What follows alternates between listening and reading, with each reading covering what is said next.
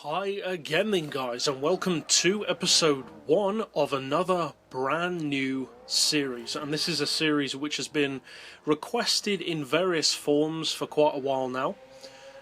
For obvious reasons, the cars are very popular, and also we've reviewed other vehicles in similar categories, JGTC, GT cars, and now the next logical step, touring cars. Now within this series we will be reviewing every single touring car featured on Gran Turismo. That is to say, every single vehicle that is both technically in a official touring car class and also the fictional vehicles which are just called touring car but are actually PD original vehicles that aren't touring cars in real life, such as the Nissan Silvia touring car, the Skyline touring cars, and various others.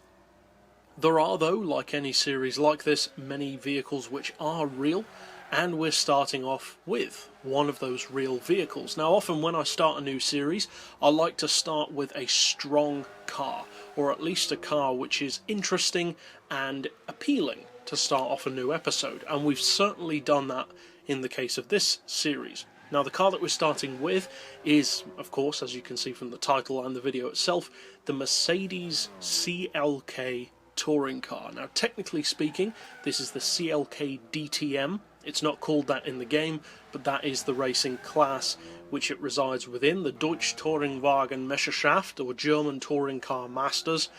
And this car is very, very strong. Now, one of the great things about touring cars is, like any other GT class or Super GT race car, they can compete outside of their own class.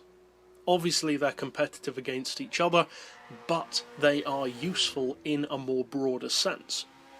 And one of the great things about touring cars in particular compared to the other vehicle types is generally how easy they are to drive. They tend to be a lot more forgiving in terms of handling and deliver their performance in a much more restrained, controlled way to, say, a rabid Super GT car or what can sometimes be a slippery Super GT machine. Touring cars tend to be much more grippy, grounded, and have smoother, more controlled, as I said, more forgiving steering. Now, in terms of sheer handling, this car really does take some beating. It's, as far as I'm concerned, one of the best handling cars in the game, not just on GT6, but on every Gran Turismo game that it's been featured on. The CLK Touring Car is a brilliant race car, not just a brilliant touring car. Now, let's talk what you get, because with most of these touring cars, as with most other race cars, the price is pretty high. Now, in the case of this car, you're looking to spend 1.15 million credits. That's a lot of cash for a supercar or a race car. So the question is, what do you get for your money? Well, you get a 4-litre engine, which when fully tuned puts out close to 800 horsepower, 792 to be exact, 577 foot-pounds of torque, and all of that is restrained in a car that only weighs 1,000 kilos. That's exactly 1 tonne, and as such, the power-to-weight ratio is actually very easy to work out. It's 792 horsepower per tonne. Now, as far as the PP, it's pretty well placed, not necessarily as high as you might expect, but at the same time, that's potentially a very good thing. The PP fully tuned is 648, which is a similar kind of level to some Super GT or GT1, GT3, etc. machines. And given its performance, given its power, it certainly deserves to be that high, given that although the power isn't necessarily as high as most GT cars, the weight is extremely low. It's far, far lighter than most, if not all, Super GT cars in both GT300 and 500 classes. It's also significantly lighter than the vast majority of the cars in the GT Masters series, with some exceptions, but they tended to be vehicles which weren't official racing machines, such as the Mazda Furai.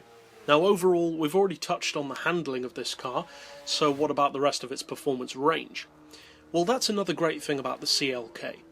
Being a Mercedes, you'd probably expect it to be pretty strong in a straight line. Mercs have always been extremely quick on Gran Turismo. They're also known for being pretty expensive, and usually very powerful, very torquey, and quite often very heavy. Now this car bucks those trends in a few ways. It's not ridiculously expensive, it's lighter than you'd expect for a Mercedes, and at the same time, not necessarily quite as powerful or quite as torquey as you may expect it to be. So where does the performance fall? Well, not only is this one of the best handling cars in this entire series, but it's also one of the quickest. The CLK Touring Car is one of the fastest touring cars in the game for pure straight line performance. The top speed is over 240 miles per hour under its own power. Now, compared to something like an LMP or an ultra high-end, say, GT1 car, that doesn't necessarily sound incredible. But you think about the fact that most touring cars struggle to get even past 220, and that means that this car has a potentially massive advantage on certain tracks. Not only is it quicker for top speed, but it also gets there quicker than most because the acceleration is so good.